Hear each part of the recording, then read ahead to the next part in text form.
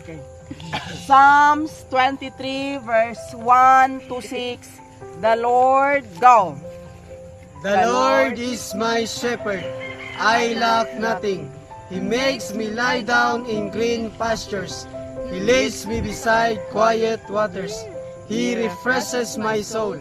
He guides me along the right paths for His name's sake. Even though I walk through the darkest valley, I will fear no evil, for you are with me. Your rod and your staff, they comfort me. You prepare a table before me in the presence of my enemies. You anoint my head with oil, My cup overflows.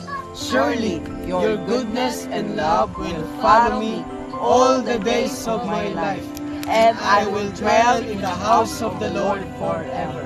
Psalms 23 verse 1 to 6. Amen. Amen. Amen. Ephesians chapter 2 verse 8 to 10. For it is by grace, go. For it is by grace you have been saved through faith, and this is not from yourselves. It is the gift of God, Not by works, so that no one can boast.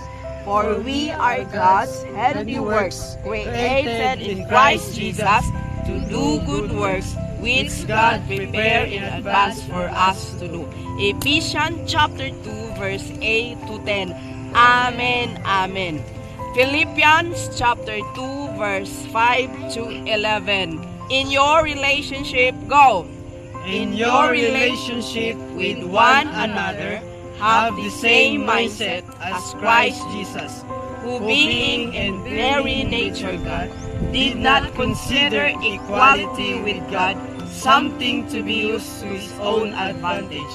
Rather, he made himself nothing by taking the very nature of a servant, being being found made in human likeness and being found in appearance as a man, he humbled himself by becoming obedient to death, even death on a cross.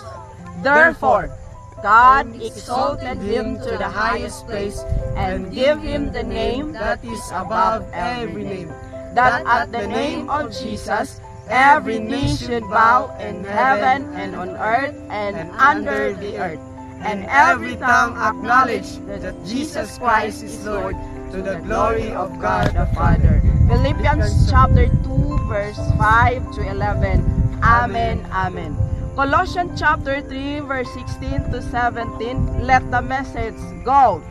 Let the message of Christ dwell among you richly, as you teach and admonish one another with all wisdom through psalms, hymns, and songs from the Spirit, singing to God with gratitude in your heart.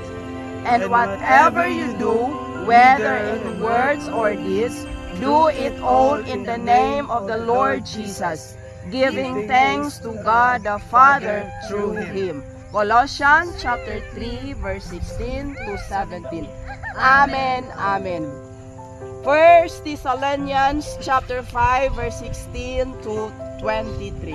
Rejoice always, God. Rejoice always, pray continually, give thanks in all circumstances, for this is God's will for you in Christ Jesus. Do Do not not quench quench the the Spirit, Spirit, do do not not treat treat prophecies prophecies with with contempt, contempt, but but test test them them all, all, hold hold on on to to what what is is good, good, reject every kind of evil. May May God God Himself, Himself, the God of peace, sanctify you through and through. May your whole spirit, soul, and body be kept blameless at the coming of our Lord Jesus Christ. 1 Thessalonians chapter 5 verse 16 to 23. Amen. Amen. John chapter 13 verse 34 to 35. A new command, go. A new command I give you. Love one another as I have loved you. So you must love one another. By this, everyone will know that you are my disciples if you love one another. John chapter 13, verse 34 to 35. Amen. Amen. Romans chapter 12 verse 1 to 2. Therefore, go! Therefore, I urge you, brothers and sisters, in view of God's mercy, to offer your bodies as a living sacrifice, holy and pleasing to God. This is your true and proper worship.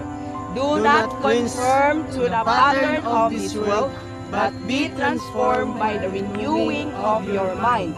Then you will be able to test and approve what God's will is, His good, pleasing, and perfect will. Romans chapter 12 verse 1 to 2. Amen, amen. To God be the glory.